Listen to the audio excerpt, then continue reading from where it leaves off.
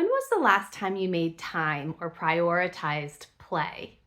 Most of us as adults just don't prioritize having fun nearly as much as we did when we were children.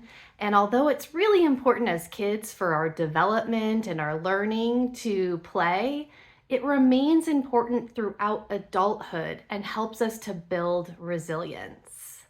So, if you can find a way to schedule something fun or an activity that you consider play, you'll be boosting your mental and physical well being. There's quite a bit of research to back that up. And in The Happiness Advantage by Sean Akor, he talked about how if we think about play as adults as this sort of purposeless waste of time, then we won't make it a priority. But if we realize and understand that it actually is something that helps us, then we can change our mindset and prioritize having fun. So, to get started, some of the things that you can think about are, what did you enjoy as a kid? Is there a way to incorporate some of that activity? Or when do you feel your silliest? Or, when do you just lose yourself in an activity? Try to, focus on those types of things.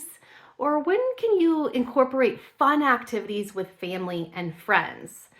When we start looking at those types of questions and answering them, then we can start identifying the areas in which we might want to incorporate more play into our lives. And as I mentioned before, it's really important for our mental health. It helps us with building relationships, increasing optimism, improving our stress levels. And some of the things I love is that it helps to decrease anxiety and build resilience. Research has been done in this area, particularly for kids. Play is a great way for them to decrease their anxiety.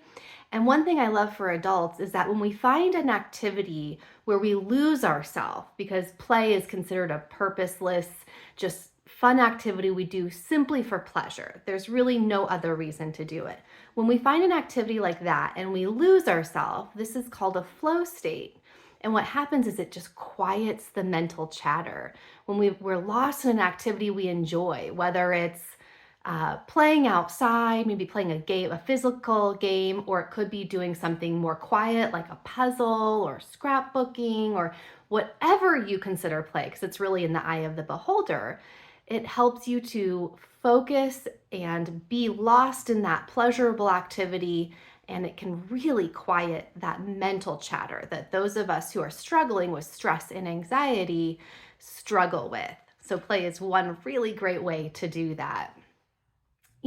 Our overall health and well-being doesn't have to feel overwhelming. There are simple things we can do, like scheduling play into our daily lives. And again, play is different for everyone. So think about, what is an activity that you enjoy doing just for the sake of doing it?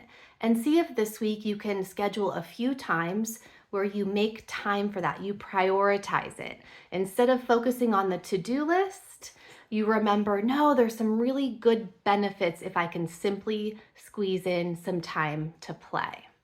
That's the goal this week. Give it a try and let me know how it goes. If you like tips on reducing stress and anxiety and different ways to prioritize health and wellness, consider subscribing to Take 5. It's my newsletter. Let me know how it goes this week. I hope you can make some time to prioritize play.